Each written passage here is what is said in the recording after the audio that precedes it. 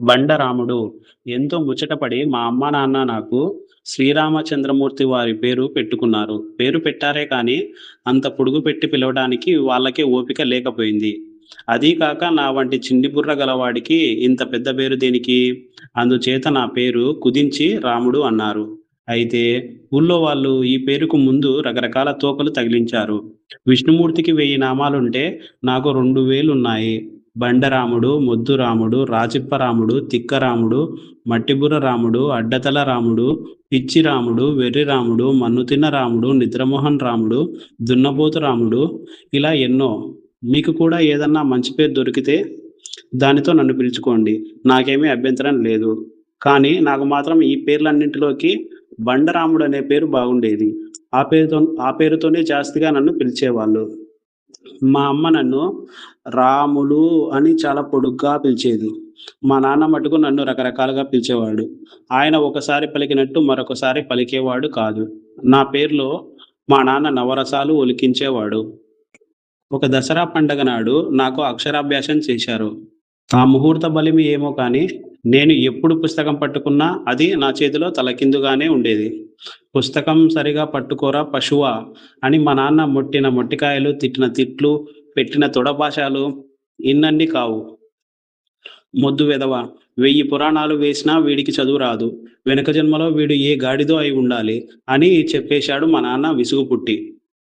అక్షరాభ్యాసం అయిన నాటి నుంచి నేను ఒక్క విద్య మాత్రం బాగా నేర్చా. అదేమిటంటే దెబ్బలు తినటం. తోటి వాళ్ళంతా నన్నే కొట్టేవాళ్ళు. ఇరుగు పొరుగు వాళ్ళు కూడా తమ పిల్లలకు తగలవలసిన దెబ్బలు నాకే తగిలించేవాళ్ళు. పైగా మా ఇంటికి వచ్చి మీ రాముడు ఇట్లా చేశాడు, అట్లా చేశాడు అని ఫిర్యాదు చేసేవాళ్ళు. మా నాన్న నన్ను చావగొట్టేవాడు. ఇక మా అమ్మ కూడా నాలాంటి గాడిదను కని ఊళ్ళో వాళ్ళ చేత మా నాన్న చేత దెబ్బలు పడటానికి ఒప్పజెప్పినందుకు కోపం వచ్చి నన్నే కొట్టేది.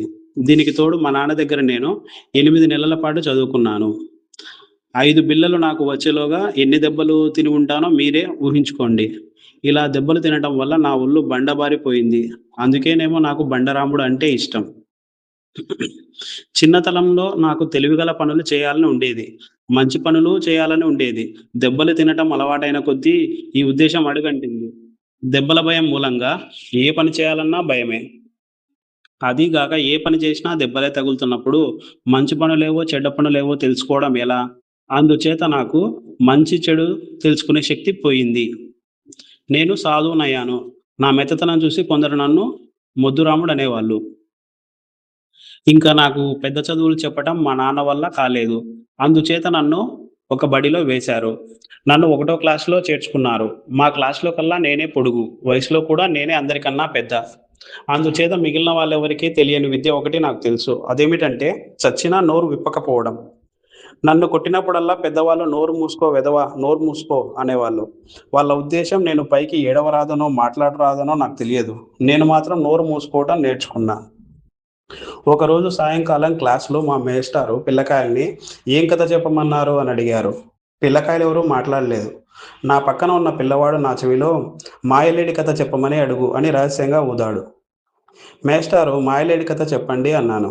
ఎందుకో గాని పిల్లకాయలంతా గొల్లున నవ్వారు. మేస్టారి కళ్ళు చింతనిప్పులల్లే అయ్యాయి. ఆయన పళ్ళు పటపటా కొరుకుతూ అంబ శక్తికి మళ్ళీ ఒక్కొక్క అడిగే వేసుకుంటూ చేతిలో బెత్తం ఊపుతూ "కోతి వెధవా, కుండకోర్, బద్మాష్" అని తిడుతూ నా మీదికి వచ్చాడు. ఎన్ని దెబ్బలు తిన్నానో నేను లెక్క పెట్టలేదు. ఆ దెబ్బలతో ఆయన కోపం తీరిందో లేదో తెలియదు. అసలాయన నన్నెందుకు కొట్టింది, నేనేం తప్పు చేసింది కూడా నేనెరగను. వాచిన కళ్ళతో బూరెలాగా పొంగిన వీపుతో ఇంటికి వెళ్ళేటప్పుడు మా క్లాస్ పిల్లకాయ ఒకడు నాతో చెప్పాడు. మాస్టారు పేరు రమణయ్యట. ఆయన చకచక ఎవరికీ అందకుండా నడుస్తాడట. అందుచేత ఆయనకు మాయలేడి అని పేరు పెట్టారట. అందుకనేనట ఆ పేరంటే ఆయనకు కోపం. మర్నాడు నాకు బడికి పోవడానికి బుద్ధి పుట్టలేదు. కానీ మా నాన్న మొట్టికాయలంటే పంతులు గారి బెత్తమే నయమని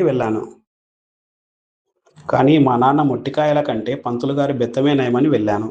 మేస్టారు నిన్న అనవసరంగా నన్ను కొట్టినందుకు ఇవాళ చాలా బాగా చూశారు. ఇవాళ మేస్టారికి డ్రాయింగ్ బొమ్మ వేయబుద్దయింది. చాక్పీస్ తీసుకుని తేలుబొమ్మ వేస్తుండగా ఆయనకు పొడుం పీల్చవలసిన అవసరం వచ్చింది. రొండి నుండి పొడుం డబ్బీ తీసి చూస్తే అందులో పొడుం లేదు. ఆయన నా కేసి చూసి నవ్వి ఎంతో అపేక్షగా "ఒరే నాయనా రాముడు ఇలా రా" అన్నాడు. నాకు చెమటలు పోశాయి. కాళ్ళు వణుకుతూ ఆయన దగ్గరికి వెళ్ళా. "ఒరే అబ్బాయి, ఈ పక్క దుకాణానికి వెళ్ళి ఒక అర్ధన నసేం వేయించుకురాగలవా" అన్నాడు. "వేయించుకు వస్తానండి. నాకు దుకాణాలకు వెళ్ళటం అలవాటే. మా వీధిలో వాళ్ళందరికీ సరుకులు నేనే తెచ్చిపెడతా. ఇవ్వండి" అన్నాను ఉత్సాహంతో. ఆయన దగ్గర పొడుం డబ్బీతో పాటు 2 కాన్లు తీసుకొని బయటికి పరిగెత్తాను. దుకాణం వాడికి పొడుము డబ్బులు ఇచ్చి పక్కనే గారడీ జరుగుతుంటే తొంగి చూశా. గారడీ వాడు తురకంలో ఏదో చెబుతున్నాడు. వాడితో ఇంకొకడు పాడుతూ డోలు కొడుతున్నాడు. "ఓ అబ్బాయిలు, మీలో ధైర్యం గలవాడెవడైనా ఇట్లా రండి" అని గారడీవాడు పిలిచాడు. ఎవరూ రాలేదు. గారడీవాడి కళ్ళు నా మీద పడ్డాయి. నా మనసు ఊగింది పోవాలని. కానీ మేస్టారి పొడుము డబ్బీ బెత్తము జ్ఞాపకం వచ్చి గబగబా దుకాణం దగ్గరికి పోయి అక్కడ ఉన్న డబ్బీ తీసుకుని బడికి పరిగెత్తా. డబ్బీ మేస్టారి బల్ల మీద పెట్టి వచ్చి మళ్ళీ నా చోట్లో కూర్చున్నా. మేస్టారు తేలుబొమ్మ వేసి బల్ల దగ్గరికి వచ్చి చూసుకునేసరికి బల్ల మీద నిప్పు పెట్టె ఉంది. ఇదేమిటని దాన్ని తెరిచి చూసేసరికి అందులో నుంచి ఒక తేలుపిల్ల బయటికి వచ్చింది. రాముడు మేస్టారికి తేలుపిల్ల బహుమానం తెచ్చాడు అని క్లాసులో పిల్లకాయలు అరిచారు. నా వీపు చెడింది అనుకున్నా. "పొడుమేదిరా రాముడు" అని అయ్యవారు అడిగాడు. అప్పుడు నాకు తెలిసింది నేను పొడుము డబ్బీకి మారుగా ఎవరో అల్లరి పిల్లకాయ పెట్టిన నిప్పు పెట్టె తెచ్చానని.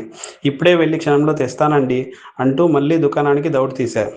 నా స్థితి కనిపెట్టిన దుకాణదారు నన్ను చాలాసేపు ఏడిపించి, నా చేత నీళ్లు తెప్పించి, దుకాణం ఊడ్పించి, ఆఖరకు డబ్బు ఇచ్చి పంపించాడు. ఆ విధంగా ఆ రోజు భగవంతుడి అనుగ్రహం వల్ల నాకు దెబ్బలు తప్పాయి. పొద్దున్నే లేచి ఎవరిదో మంచి మొహం చూసి ఉంటా.